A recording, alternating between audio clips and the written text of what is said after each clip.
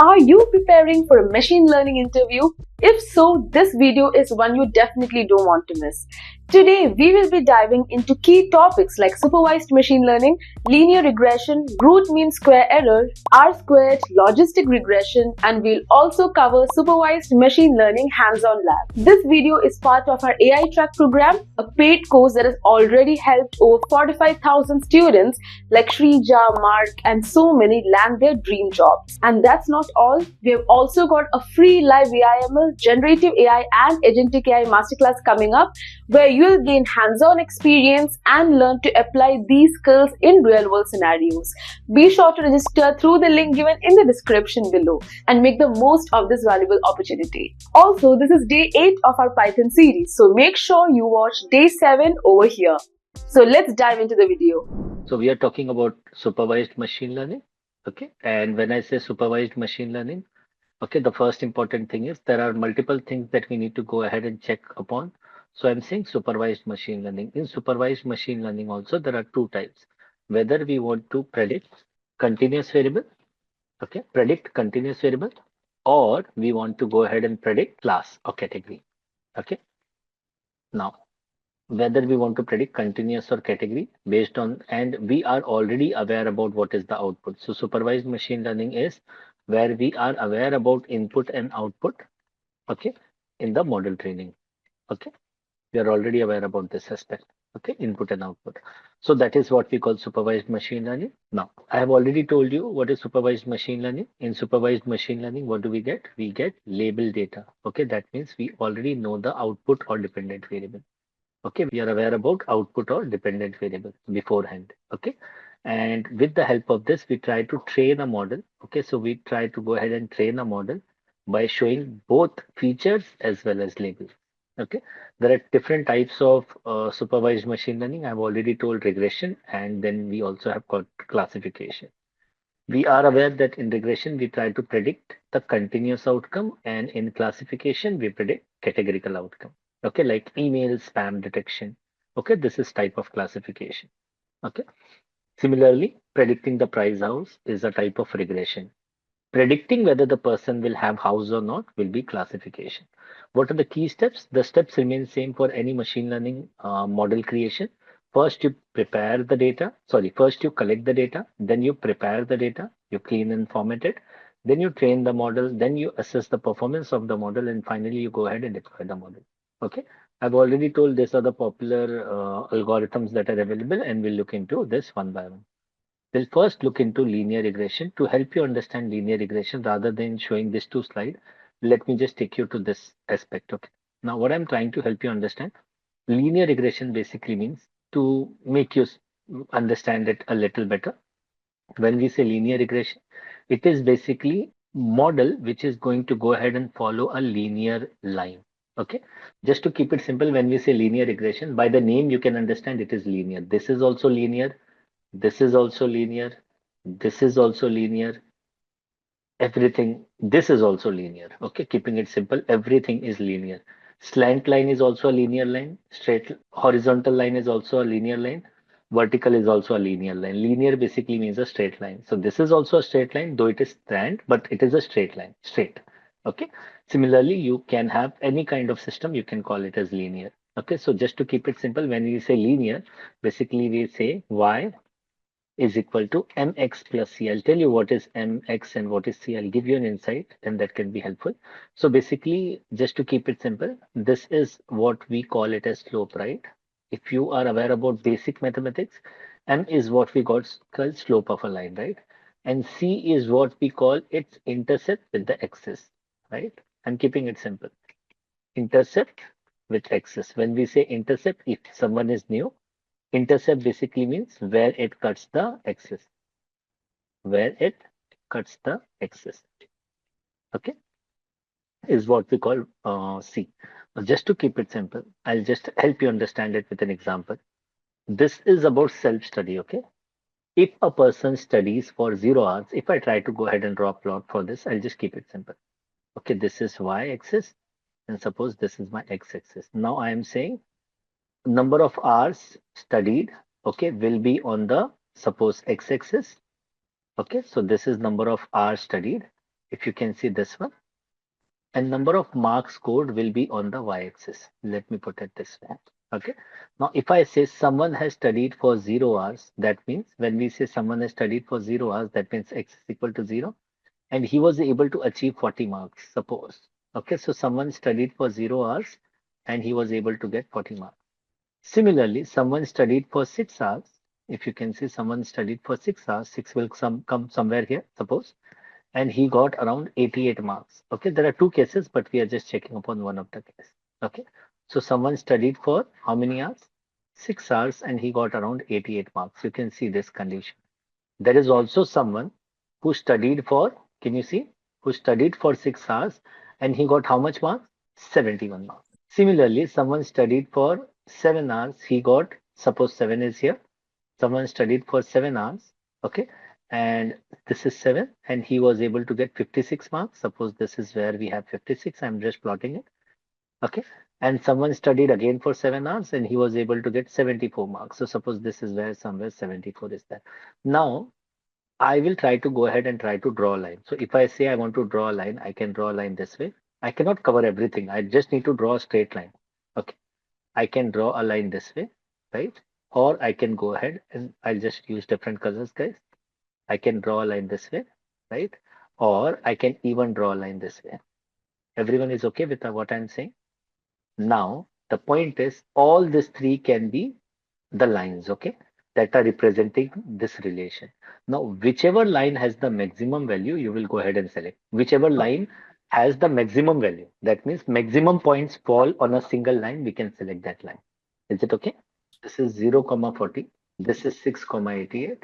Similarly, I have also got, I'm just taking some random, 6, 71 is this one. Okay. Similarly, 7, 56 I took. This is where I am saying 7, 56. And then I have 7, 74 also. I've taken some points. Okay. Now, if I want to draw a straight line, okay, what I want to draw, if I want to draw a straight line, I want to pass through maximum points. So this can be one line, right? Okay. I can also have this as a line. Sorry, I'll just use orange color. This can also be a line. Okay. And we can also have, let me use yellow color. This can also be a line, right? Now, generally, I'm just helping you understand there are 3 points passing on one line. Is it okay? And there are 2 points passing on two different lines. I'm just considering one use case. Okay, guys? What I'm saying is, suppose I'll select this line because this is the maximum point. I'm just giving an example. That means, now I'll give you an example now. Think about it. This is called my prediction line. What do we call this as? My prediction line. Try to understand wherein the maximum points pass. I'm saying this is my prediction line. Now, if this is my prediction line, let me just test this model. Okay. Now I'm going to test this model. To test the model, if I say if someone studied for how many hours? 6 hours. According to this line, what will be the marks that this person will secure? Tell me. This many, right? So what about this person? This is called as error. What do we call this? Error. Is it okay? I hope you're getting what I'm saying. The model that is going to predict anyone, according to me, if someone studies for 1 hour, he will only score this much marks. How much? This much marks. If someone studies for 3 hours, he will score this much marks. Can you see? This much marks. If someone studies for 20 hours, just give me an example. Okay, he will score this much mark. Is it okay? So now let me take you to this. So what I'm saying, we try to create a line which is going to be called as regression line, which is going to go ahead and help you understand which points are there on the line and which points are not there on the line. Now, let me help you understand. So this is an error, right? This is an error. This is an error. Okay. This is an error. Can you see this much? This is not an error near to this. This is an error. This is an error. Okay, this is an error, right? I hope everyone is understanding what I'm saying. All these are called as what? Error. Now, when you try to go ahead and select a line, you try to select a line in such way that the error should be what? Minimum, right? If everything falls on the line, Yes. that means you have got a perfect line, right? Right? If everything does not fall into the line, that means there is an error. So you cannot eliminate error, but you try to go ahead and see to it that you can reduce the error. That is one thing. Apart from that, what is intercept at a value of 0? I'm just giving an example. At a value of 0, still the person was scoring some marks. Example, okay? This is what we call intercept. Where is the line intersecting? When the line will be made, it will interact somewhere on the dependent variable. This is what we call B0. Okay. So y is equal to mx rather than mx. We say b1x plus b0. That's it. Okay. Now let me help you understand via an example. So what I'm trying to help you understand is if like suppose this is my line. If I want to build this line, what do I want to do? I want to build this line. Okay. So now I already know X, right? X is already known at the time of training. Y is also known at the time of training. So if I know X and Y, okay, I can build this line, right? Now, Yeah. the point is, what do we want to predict in future? Suppose this line is being built. This line is being built. Okay, now whatever I want to predict, what do I want to predict? I want to predict the value of Y. Will depend upon what? It will depend upon X. I will always know how many hours did the student studied. I will know this, right? For my test data in production, I will know this value. How many hours? 3.5, whatever might be the value, right? I will know that, right? So I know this X. What do I want to predict? I know this X and I want to predict what? I want to predict Y. Right. So if I know X and if I want to predict Y, what do I need to know apart from X? B1 and B0. Is it okay? I'll again repeat. If I know X and I want to predict Y, considering I have already shown you line, right? I've just plotted and you understood that we have slope and we have, if you see, this is what we did. This was the line. I just showed you this is how the line works. So this is called slope. Every line has a slope. So this is what we call slope. And this is what slope means angle, okay? And this is what we call intercept. So if I want to predict anything for future, I will know X. I just need to know B0 and B1. This is where we will try to find how to find B0 and B1. In mathematics, to find B1, the formula is X minus X bar into Y minus Y bar upon X minus X bar whole square. I'm just telling you this is the formula to find B1. Okay.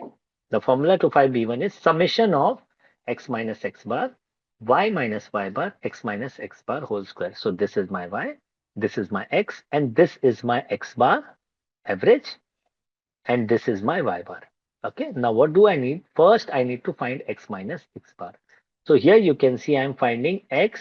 X bar is basically what we are calling as mean. So we are finding X minus X bar. Now 0 minus 5.38 will be how much? Minus 5.38. 2 minus 5.38 minus 3.38. 3 minus 5.38 minus 2.38. Okay, so we are trying to find all the X minus X bar.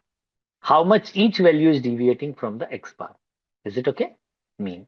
Similarly, Y minus Y bar. 40 minus 66 will be minus 26. 52 minus 66 minus 14. So I have got again the values of Y minus Y bar. Is it okay? Now, what is it asking? What is there in the numerator? First, we need to multiply. What do we need to do? We need to multiply. So this is where we are getting the multiplication. Just keeping it very simple. So we are multiplying. Minus into minus will become plus. Minus into minus will become plus. Guys, case will keep on changing. Do not rectify this. Minus into minus will become plus. So we are going to get the multiplication. After multiplication, what do we need to do? We need to sum it. So now we are getting this sum. Okay. I have got this sum. Done. So this is my numerator. What do we want in denominator? X minus X bar whole square and then summation. So we are doing A square. Can you see? We are doing A square and then we are taking summation. Okay. Is it okay? Now, if we divide both, what will we get? We will get, tell me what we will get? B1. So we are able to find B1. Now, if I know X, if I know B1, and if I would know B0, automatically I can predict any value. Okay, any future value, if I want to predict, I can predict it. Okay, so this is what I next need to find. Now, just keeping it simple, always remember this simple thing. I'll just keep it simple. Okay, so I have some points 1, 2, 3, 4, 5, 6, 7, 8. Okay, always remember wherever you are going to draw a line. I told we are going to draw a line. So the line will be wherever maximum points pass. So suppose 1 point, 2 point, 3 point pass here. Okay, I'm just helping you. 1, 2, 3 points pass here.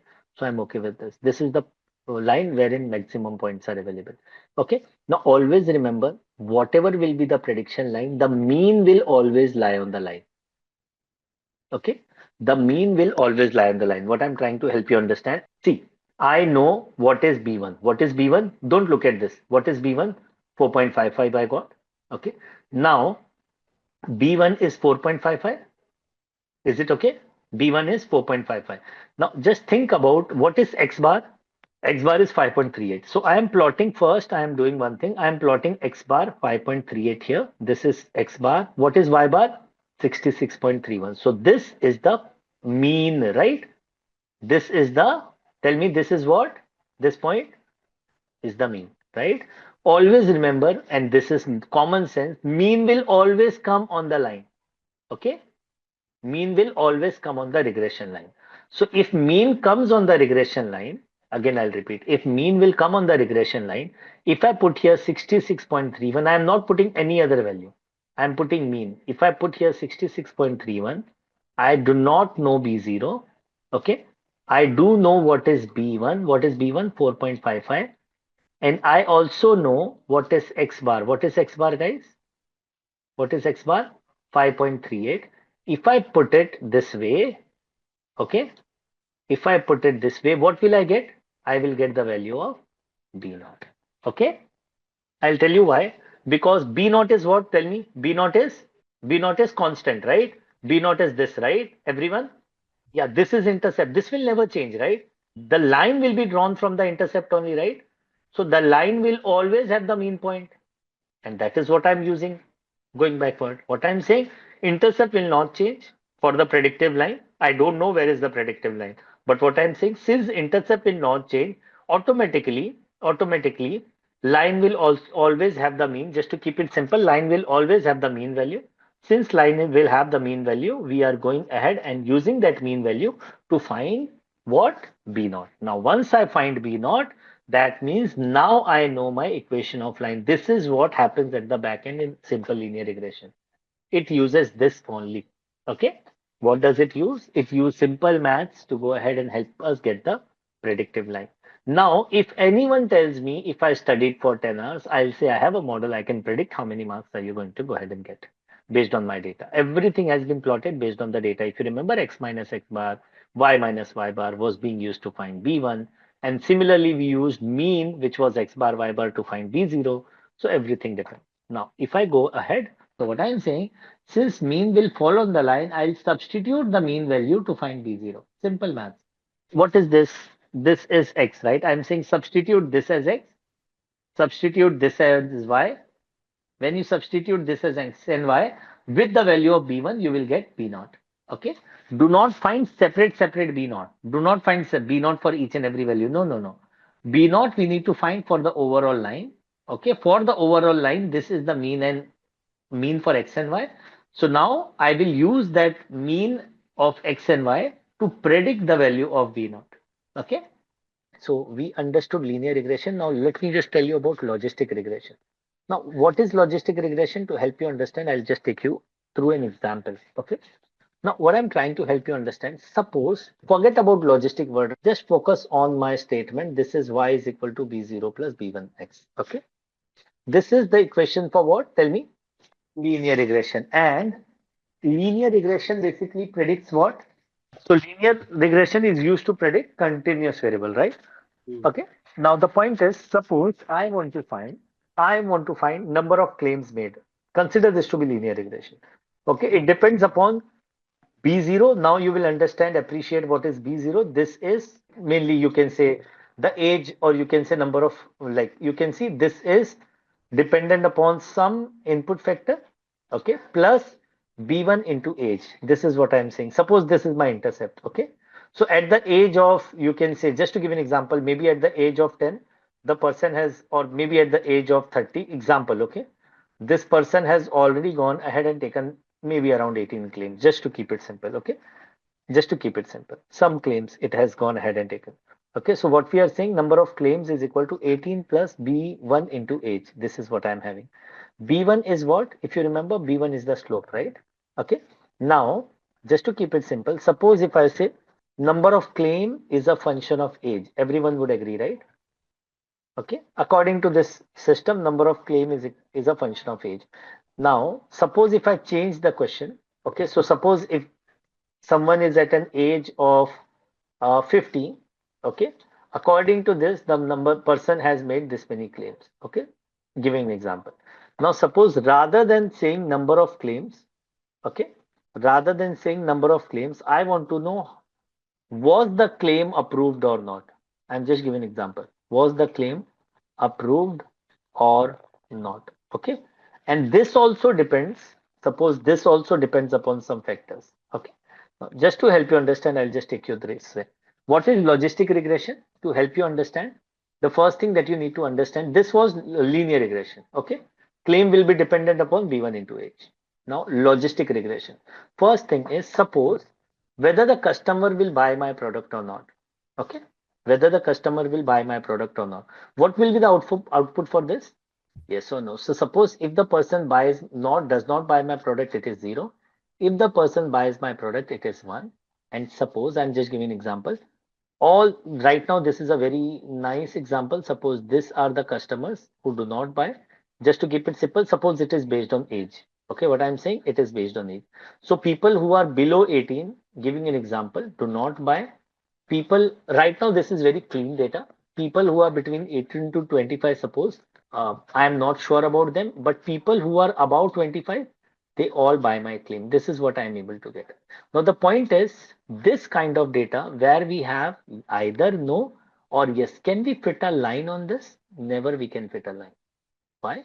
Because there is no line. Either it is a no or it is a yes. There is nothing apart from that. Okay.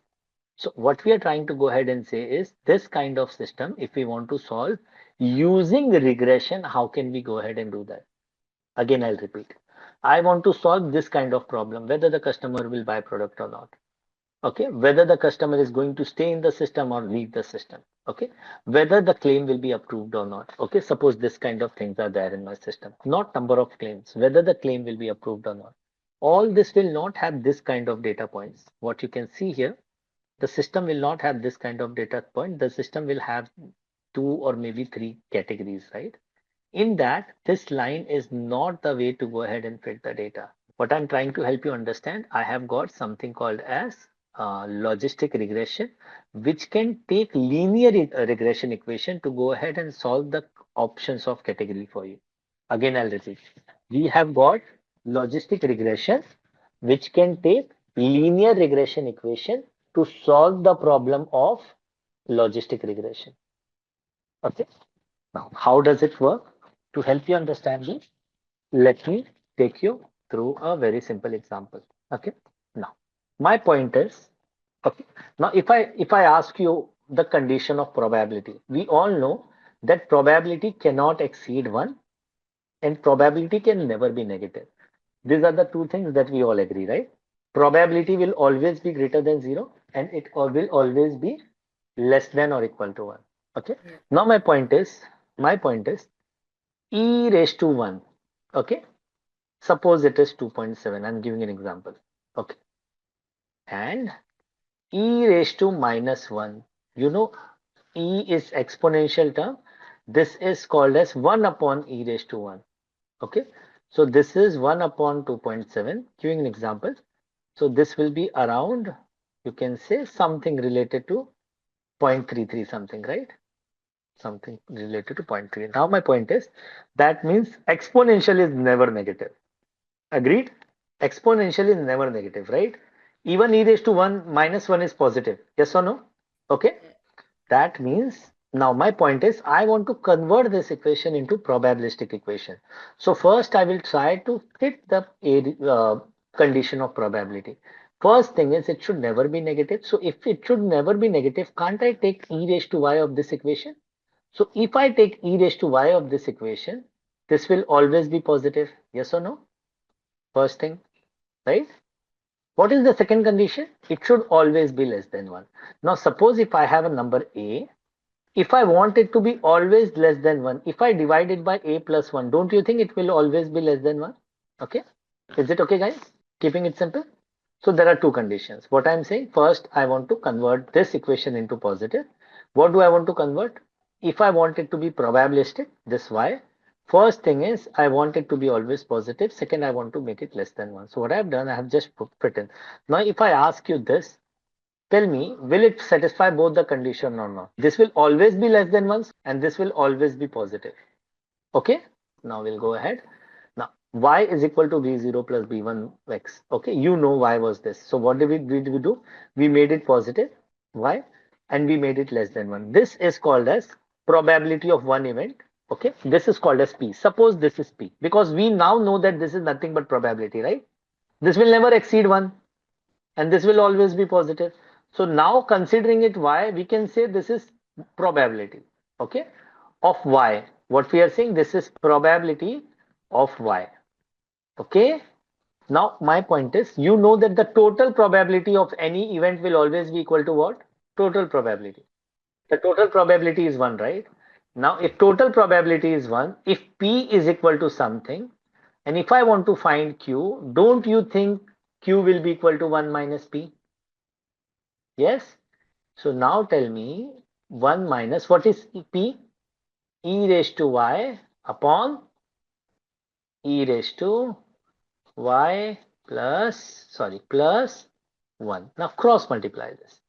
1 into e raised to y plus 1 will be e raised to y plus 1 minus e raised to y, divide by e raised to y plus 1. Can you see the same thing here?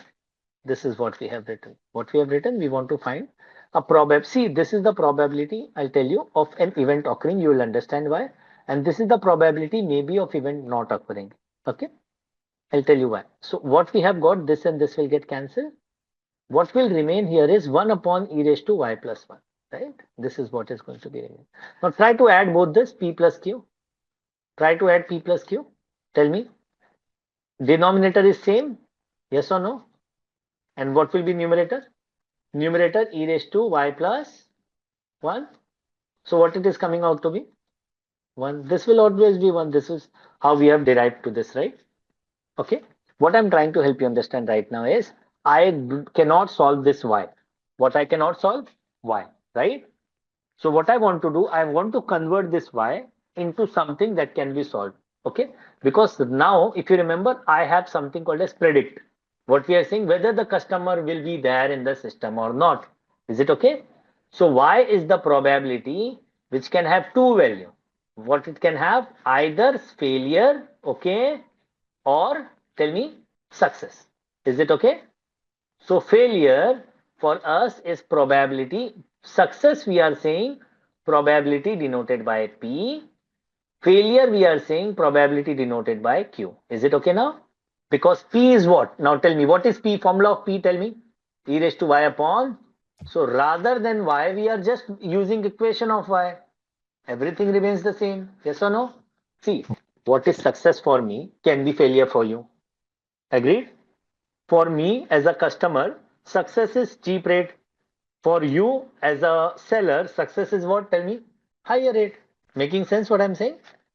So P and Q are just two ways of determining yes or no condition. Okay? I hope that makes sense. For an auditor who is auditing the loan approval system, success is finding who are faulters, right? Making sense what I'm saying? For the customer, success is his loan getting approved. So that's just a way of interpretation. I hope that makes sense. You'll understand it. Is it okay, guys? Right now? So now what I'm saying, if I say, see again, I'll repeat. P, this is Q. Can't I write Q as 1 minus P? I can write. Yes or no?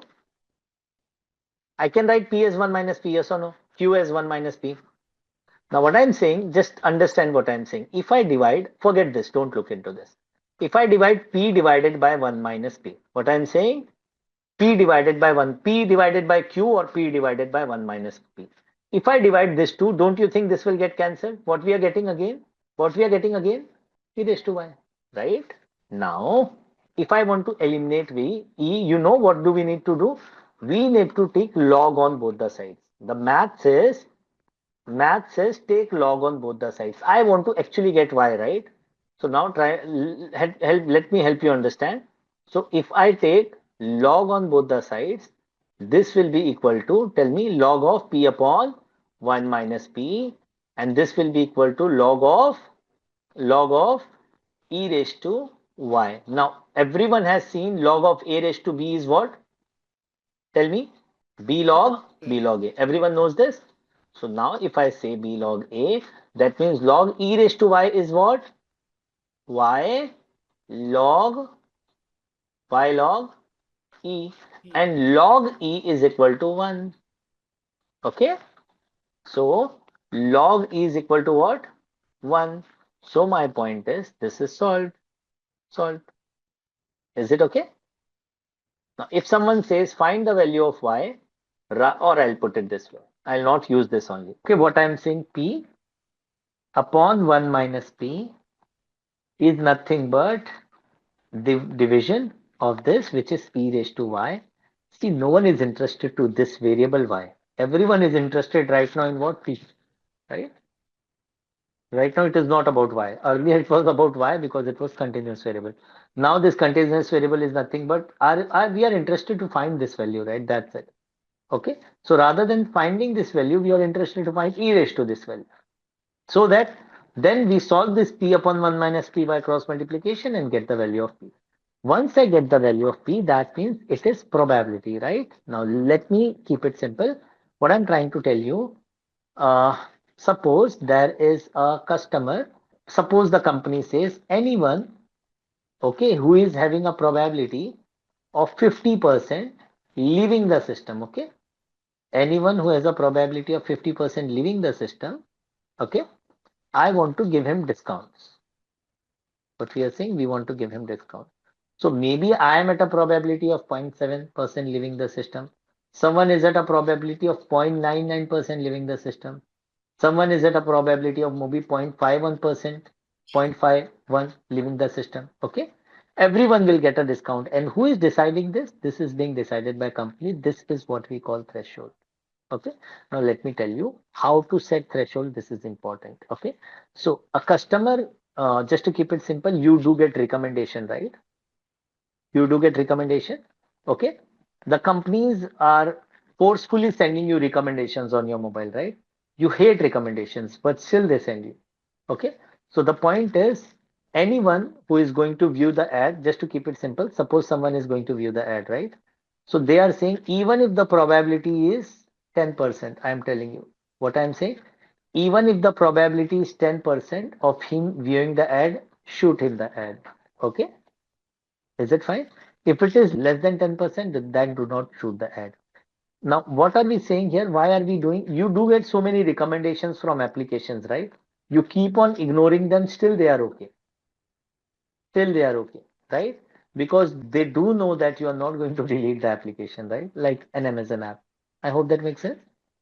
So what I'm saying, threshold. Now, just to keep it simple, if I set the threshold, I'll give you an example. If the chances of credit card fraudulent is 0.99, then only send an email or then only call the person before getting the transaction done. Is it a good system or a bad system? If the chances of credit card fraudulent happening is greater than 0.99, then only call the person to get the approval. Is it a good system or a bad system? If the probability of fraudulent occurring greater than 0.99, then only send him the call or don't call him. Is it a good or a bad system? Bad system, simple. In this kind of scenario, where should you set the threshold? As low as possible, right? Okay. Is it fine? Making sense what I'm saying? So how do you set a threshold? Based on what is the impact of that, you can say, outcome. Okay. Send the recommendation even if the person is not going to touch. What is the cost for that? No cost, right? Keep on sending. He has our application. Not going to delete the application. I have deleted Amazon application. I get frustrated. So I do delete it. Okay. There are people who don't delete. They're okay with scrolling through the things, right? So then they do know that I have deleted. Next time they will not send me recommendation, right? Just to keep it simple. So it depends upon what is the significance of that customer and what is the significance of the outcome. Okay, whether the customer will be there, whether he's going to leave. So right now you can see I have got a threshold. I have set the threshold at 0.5. So anyone above that, you can call it in. Anyone below that, you can call it out. The condition may change based on the perseverance. How do you perceive the thing? Is it okay? I have created one lab. It has all the supervised machine learning models all at one place. I'll just run one right now, one part, and then we'll go ahead with another. So I will show you how to build a simple machine learning model. But before that, let me just open our supervised machine learning document. This is related to classification, which is pretty easy once you cover this. So I'll just go through this aspect. So the first thing is supervised machine learning. Okay, it involves training models on label data to predict or classify new data points, right? And this document is all about a step-by-step explanation of training and explaining various supervised machine learning models in simple terms, including regression, logistic, SVM, decision tree, random forest, XGBoost, Naive Bayes, and even KNN. Okay, so we'll look into this. The first thing that you need to understand for linear regression, okay, what we are trying to go ahead and do, we are trying to predict continuous variable like house price or sales figure or maybe the stock price. Okay. Now, when I say stock price, that is basically time series analysis. We are not covering it here. Okay. But for predicting the data for stock price, there is something called as time series analysis. That is also part of regression, but that is coming under different category of time series. But yes, that is also part of regression. Right now, what we are trying to go ahead and do, we are trying to use some data set, okay, which is already available from sklearn itself. The first thing is in sklearn, if you remember, this is a module or you can say a library wherein there are different submodules. One of the submodule is dataset. Okay, so if you want to work with dataset, you can directly go to sklearn. Therein there are different data sets and how to call those data sets making use of function is already being specified there. So right now for getting one of the data set, which is California housing data set, I have made use of this function fetch California housing from the dataset submodule.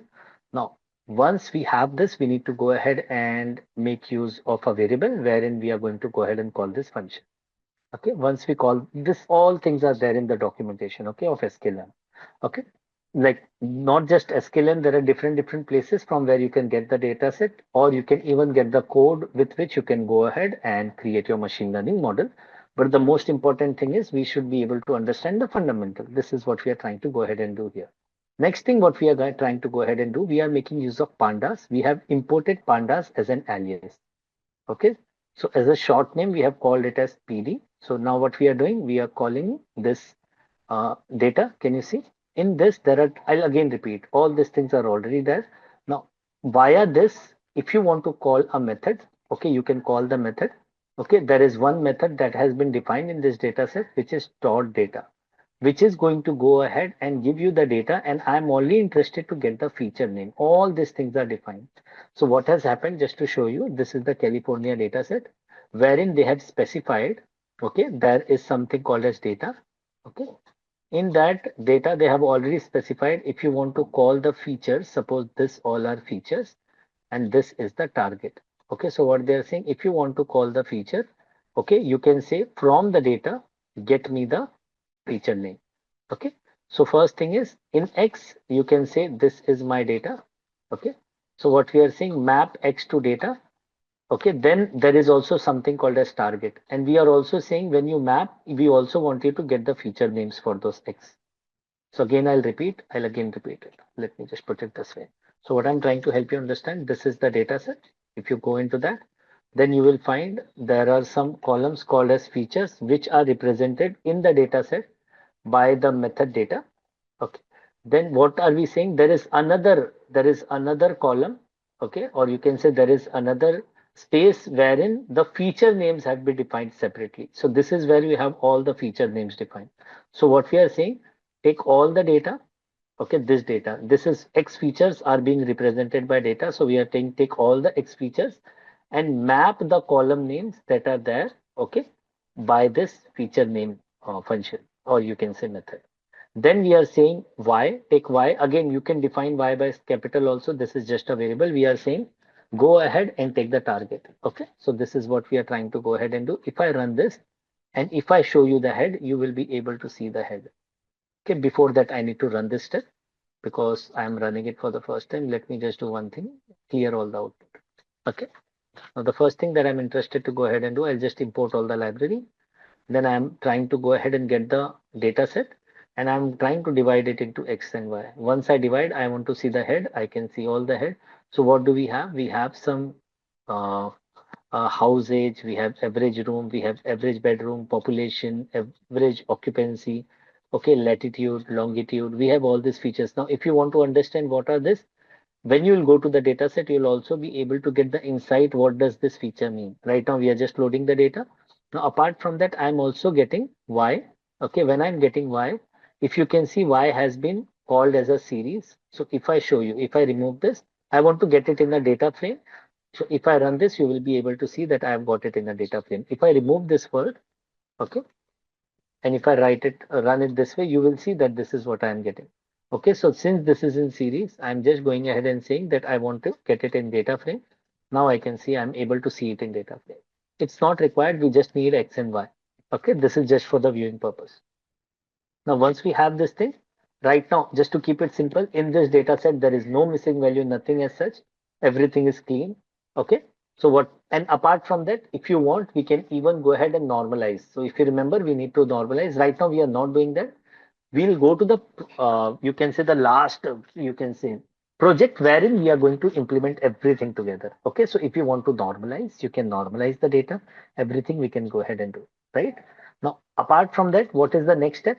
When we want to go ahead and do a step like supervised, we want to split the data into X train, X test. If you remember, for that we are mapping it, okay, with X. And for getting this train test split, if I scroll up here, I have already told from sklearn dot model selection, I want to use a function train test split. Once I have this function train test split, I can pass X, I can pass Y, I can pass the test size, and I can even set a random state if I want it to be reproducible.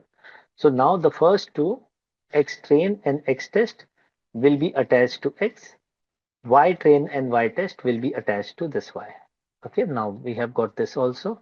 If I run this, and if you see the data, you will see the split happening. Okay, and this will be 80-20 random.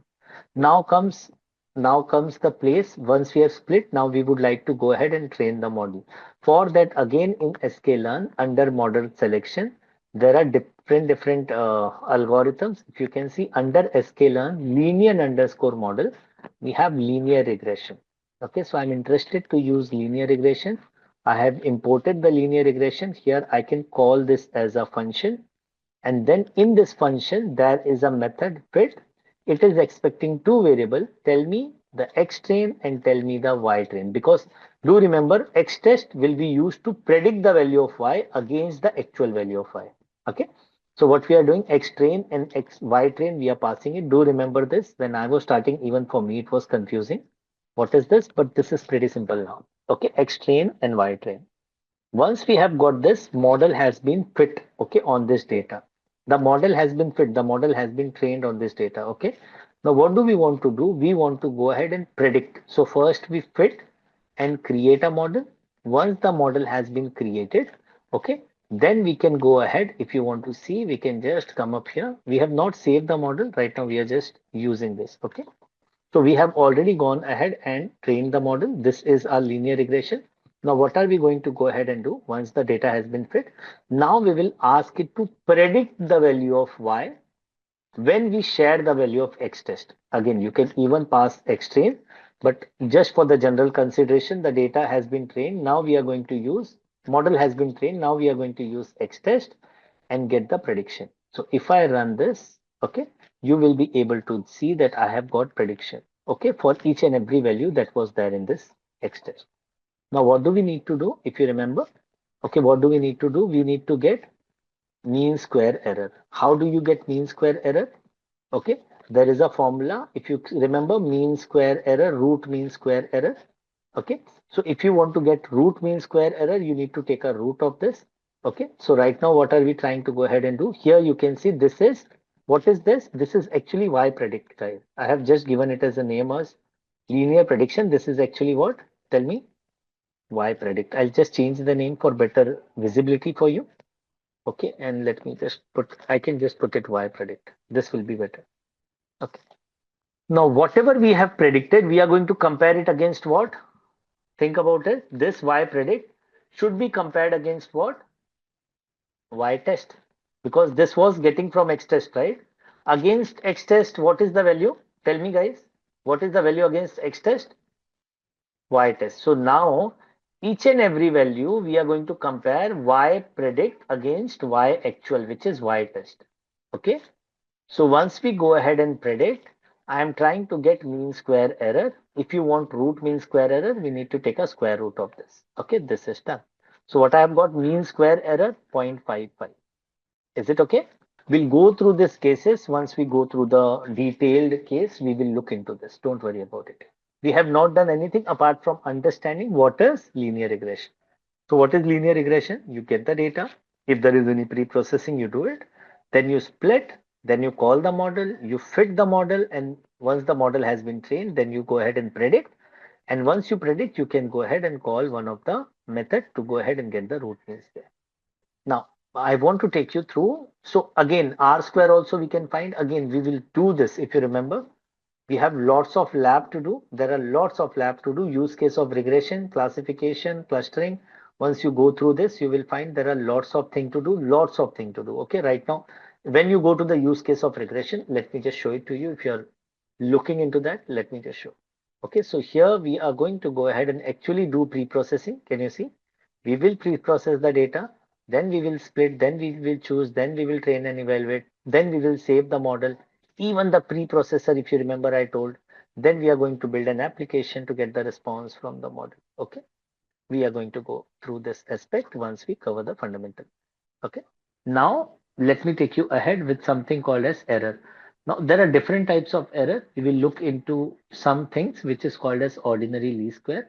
Just to keep it simple, this is my line. Suppose I use my training data to predict this line. Okay, don't look at any other point. Just suppose this is my line which I predicted. After predicting, I went with my test data set, or maybe I put it into production, and I found that all these are the actual values that are there for the test data set. Is it okay? What I'm saying? This is my, tell me what is this? This is my predictive line. Okay. This is my predictive line. Fine. So suppose I want to predict, I'm just giving an example. I want to predict what, suppose if the student has studied for 2 hours, how many marks is he going to get? So according to line, the student will get this much marks. Yes. But in actual, the student was getting this marks. Is it okay? So what is this called as? Tell me. Deviation from the line? Error. Okay. Simple. That means deviation from the line is called error. Now the point is we are taking something called as least square, ordinary least square, OLS we call it as. I'll tell you why are we not taking a normal thing. I'll tell you why are we taking square of error. I'll tell you this is the actual value. This is called as actual value. Can you see yi actual value? And we are saying yi cap is what is the predicted value from the line. Can you see this many hours student studied and my line predicted that he is going to get suppose 10 marks. Okay. But actually he was getting 11 marks. So what is this one value? This is called as error. Okay. What do we call this as? Error. Or I'll just use for the simplicity. Let me call it as 12 marks. I'll tell you why. Okay. So what is the error? Tell me. Error. Yi is how much? 12. And y I cap, what was predicted is how much? 10. Then we take a whole square. So 12 minus 10 will be how much? 2 square, which is how much? 4. Is it okay? So we are saying error square is 4. Now I'll tell you why are we taking error square. Suppose, I'll just give an example. Suppose this was an error of plus 2, right? This is also an error of suppose plus 1.5. I'm giving an example. Okay, so how much error has happened? 3.5. This is also an error, but this error is less, right? On the downside. So one will be positive, another will be negative. Suppose this is making an error of 0. Suppose this is making an error of 1.5 in negative. Okay. Understand guys what I'm saying? This is making an error of 1.5 in negative. Suppose this is making an error of 1, negative. This is also down, negative. Now, if I ask you sum all the errors, so what will be the answer? 2, tell me, plus 1.5 minus 1.5 minus 1 minus 1. I'm taking a particular case. Now, tell me what is the error, total error? 3.5 minus 3.5. What is the error? 0. So, if you take sum of error, what are you getting? 0, which is not the correct thing, right? It is not the correct representation. I hope that makes sense. That's the reason we prefer to take what? We prefer to take what? Square. Okay. I hope that makes sense, guys. Square will eliminate the effect of signature, sign, right? What was getting depicted? The total error in the system is how much? You don't go by individual error when you test a model. These are all testing points. What I'm saying? These are all testing points. Your model predicted the value for y when x was equal to something. Okay. Now, what I'm saying, you went ahead and tested and you told, okay, the error in the system is 0, but is it really 0? No, right? That is where we take square. Now, I'll tell you, we could have even taken, I'll tell you, you must have heard about mod, right? Everyone? Plus of 2 it will be 2. So minus of 2 will become 2, right? This is also okay to measure error, but still we prefer to take square of error. I'll tell you why. I hope this is okay for everyone. Modulus, we can even take modulus, right? Yeah, but still, that is also one of the way to use, okay, modulus, but still we prefer square. And this is really important in machine learning. Why do we take? You will find when you go through higher concepts in future, you will find that square is always important. Okay. Now, what I'm trying to help you understand why square important, though we can take mod also. The point is, I'll just give an example. Suppose I am scoring 10 marks, okay, and the model predicted 10.5. Let me just take it this way. Okay. Suppose whatever you want to take. Okay. So actually, I am getting 10 marks. Sorry, I am actually getting 10.5 and the model predicted. We can take it, right? Yeah. So this is fine. I am getting 10 marks and the model predicted how much? 10.5. Okay. So now tell me what is the error? Minus 0.5. Now let me take it other way. Okay. I am getting 10 marks and the model predicted 12. Okay. Now tell me what is the error that I am getting? Minus 2. Okay. Now just try to understand. Take one value at a time. So if I would have taken 10 minus 12, okay, and the whole square, okay, tell me what will be the total, like total error is minus 2 and minus 0.5. So minus 2 square, right? Because we take square error, right? Okay. Plus what do? We take square, right? And we will take minus 0.5 square. Okay. Now tell me which is going to contribute more. Minus 2 square will be how much? 4. And minus 0.5 square will be how much? Less or more than 0.5? 0.5 square is how much? 0.25. Okay, now tell me which is giving more penalty to the system. This is giving more penalty or this is giving more penalty to the system? Where are you getting more penalty? When you are squaring it to a higher value or when you are squaring to a lower value? Higher value. That means if your system makes large error, what I'm saying, if your system makes large error, sum of square error is going to escalate that to a higher value. Okay. Is it fine? And when your system is making less error, it will try to eliminate that figure in your OLS. Is it okay? So this is also a penalty approach. What does it do? When you make error, it will extrapolate it to a larger value. If you make large error, if you make small error, it will try to minimize. Is it fine? So it punishes when you move away from the line. Okay. I hope you're getting. It punishes when you move away from the line and it does not punish that much those errors which are near to the line, which is a good approach to have, right? That's the reason we prefer ordinary least square. Making sense, guys? You need to have penalty, right? So just to keep it simple, if someone makes huge blunder, they will be charged more. If someone makes less blunder, they will be charged less, as less as possible. And the combination of that should be good enough so that we do not have penalty occurring into the system. So we really penalize heavy when the error is more. This is how ordinary least square is a preferred approach. Okay, so just to keep it simple, you created a predictive house predictive system, and suppose the overall error in the system after taking all summations, okay, Suppose you get an overall error in the system as 0.0, suppose 0.01 overall error in the system, and you are taking OLS. And suppose on the other hand, you got an error of 1,000, okay, or even an error of 10. Okay, so now just to keep it simple, which system is far better? A system with an error of 10 or a system with error of 0.01? And you can also say that this system has been penalized and this system is really nearer to the exact. Okay. Now, this all points that you are seeing, all blue points are testing point. Okay. There is also different types of errors. Just to show you, root mean square error. Now, what has happened? Now, I'll eliminate that penalty effect also. So, actually, penalty happened. So, because of penalty, what happened? The error was extrapolated. Okay. Now, what do you do? There is a mechanism which is highly considered, which is root mean square error. What do you mean by this? First, take a square of the error. First, find the error. This is the error. Then take a square of it. Every error take a square. Then take a mean of it, right? This is summation. And then dividing by n, take a mean of it. Since this is squared, which is not a good thing, you take a root of it. What do? You take a root of it, which will automatically normalize as well as penalize. Because this is already penalized, and then you have gone ahead and take a root of it. Okay, so very commonly used and makes a general excellent prediction for error metric.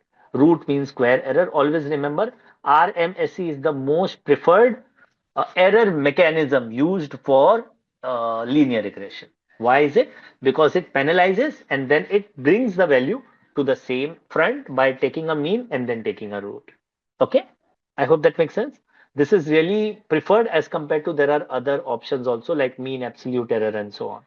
Okay, now let me just take you what is relative absolute error, though not required because hardly people use it. What is relative absolute error? Relative absolute error basically means, see, first of all, if you remember, I told something mod we can take. So yi is the actual value, actual minus predictive, take a mod, take a sum, and say actual minus mean value. What I'm saying, actual minus mean. Mean for the line will be same for every point, right? Mean will not change, right? I hope you remember what is mean for this. You remember?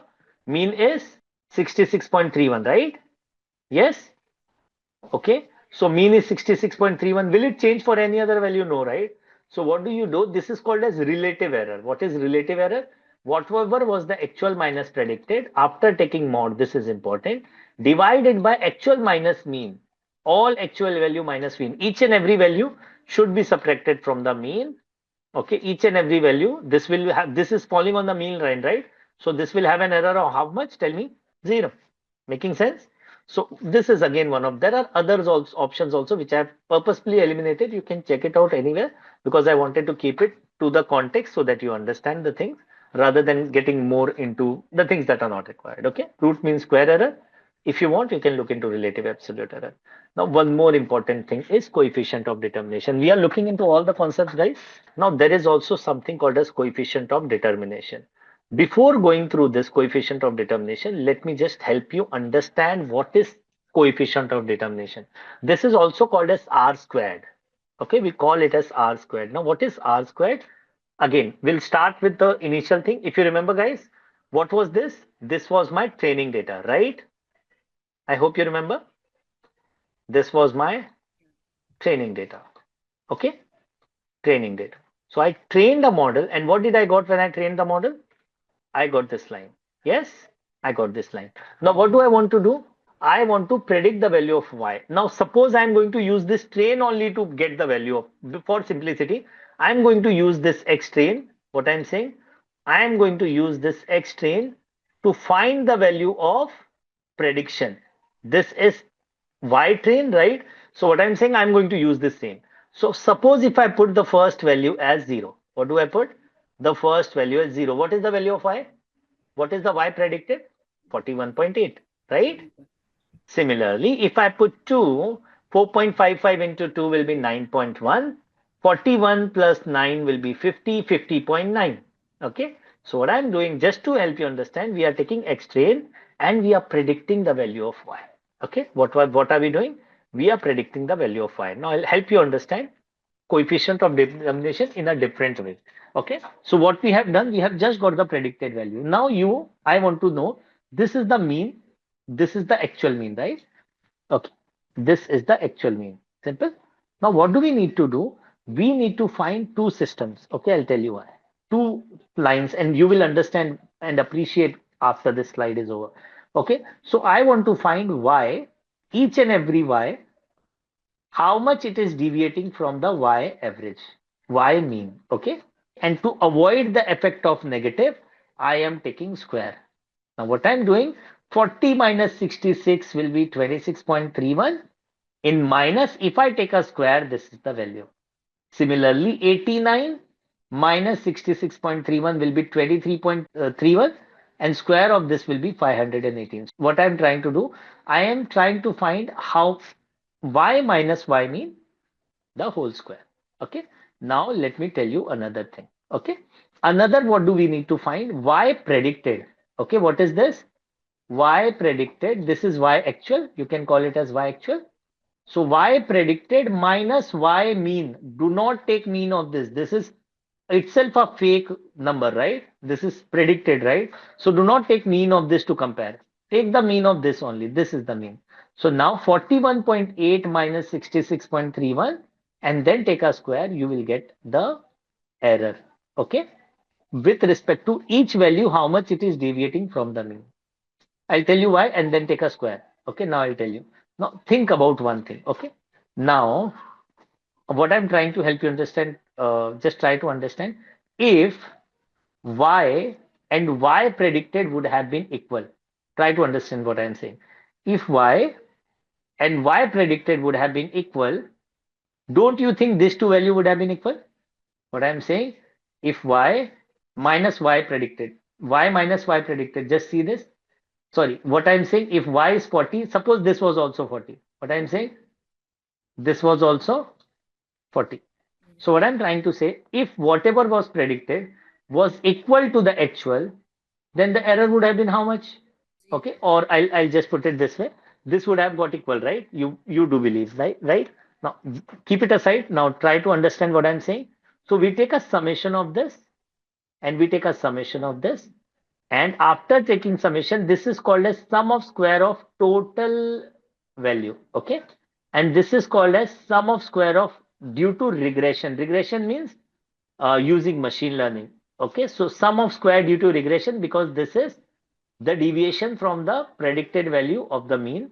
And this is called as sum of square of total. Okay. Everything is an error. I'll tell you why. See, if all the values, what is the mean, guys? 66.31, right? Now, what I'm trying to help you understand, we have got sum of square of total and sum of square of this. Now, what do we need to do? This is R square. I'll help you understand what is R square. R square basically means sum of square of regression divided by sum of square of total. Okay, always remember this. Sum of square of regression divided by sum of square of total. I'll help you understand R square with a simple thing. So SSR divided by SST. Now, if you remember, SSR was this. When the deviation happened from the mean, this is SSR, and SSR divided by T. Okay, this is the actual deviation, right? Which has happened from the actual value. Now think about this very easily. Now, can, like, just to keep it simple, SSR and SST, if Y predicted, okay, would have been equal to Y actual. What I'm saying, if Y predicted would have been equal to Y actual, don't you think these two would have been equal? Right? That means your system is so perfect that whatever is the prediction, the model is actually giving the correct value. Like whatever is being predicted is actually mapping to whatever is happening in real life, right? That means R square is equal to 1. This will never exceed 1. Okay, just to keep it simple. Okay, so what I'm trying to help you understand, if Y predicted is equal to Y actual, okay, then automatically this will be equal to 1, and that is where the case of R square lies. R square helps you understand without knowing error. Error helps you understand how is the system behaving, but apart from that, if R square is nearer to 1, okay, that means the model is, tell me, the model is perfect. If R square is coming near to 0, that means when will it come near to 0? It will come near to 0 when SSR, Okay, what I'm saying, when will it come near to 0? Think about it. When SSR will be equal to what? 0. Okay, or SSR divided by SST. Generally, this will not be 0. So if SSR divided by SST, when will it come to 0? If this is really deviating a lot with respect to SST. Okay, suppose this is equal to 100, and at the bottom, how much do you have? 3028. Is it okay? Then you can say that R square is very near to 0. So R square can have a value between 0 to 1. Okay. When R square is approaching to 1, that means the system is perfect. And if R square is approaching 0, that means the system has a lot of error. Okay. Now I'll just take you through this example, this deviation. So what is coefficient of determination or R square? Okay. So basically this means by how much, or you can say what percent of variation in y is described by variation in x. Think about it again. What are we trying to find here? X was the value, y was the predicted, okay, and you know that y is dependent upon what? X. So whatever y is there is dependent upon x. We all know that, right? So what are we saying? Whatever variation in y is happening is, okay, how much variation in y is happening is actually explained by variation in x.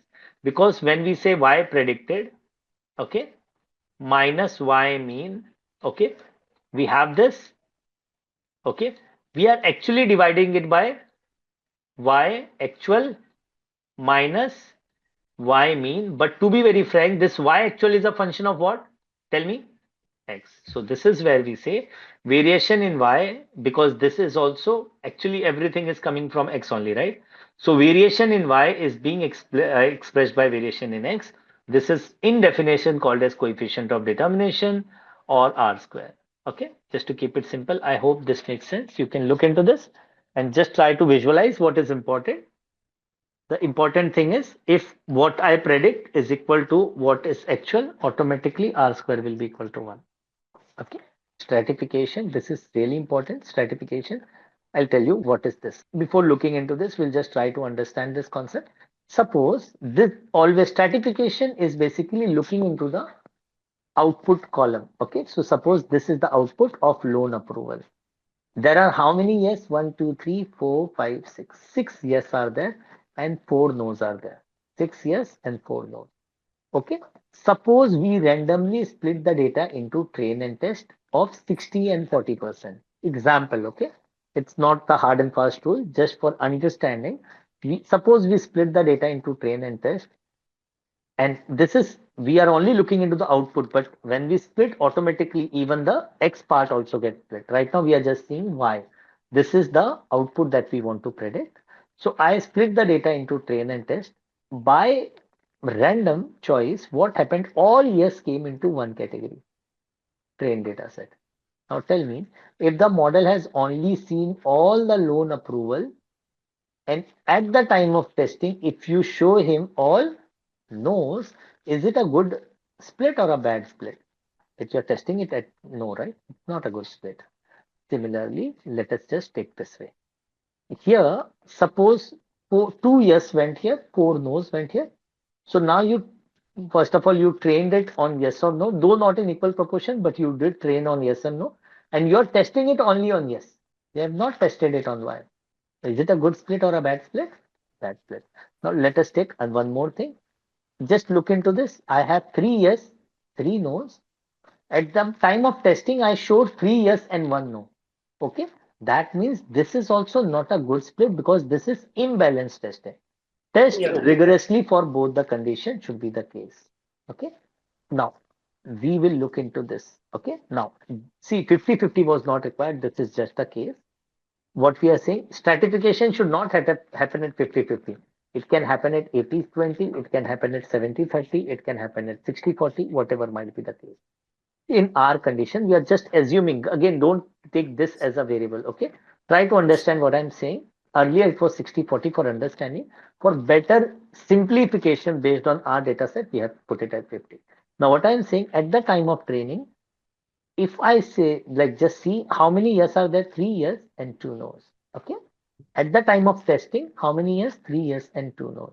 This is called a stratified sample. It has seen equal proportion of both the class at the time of training and testing.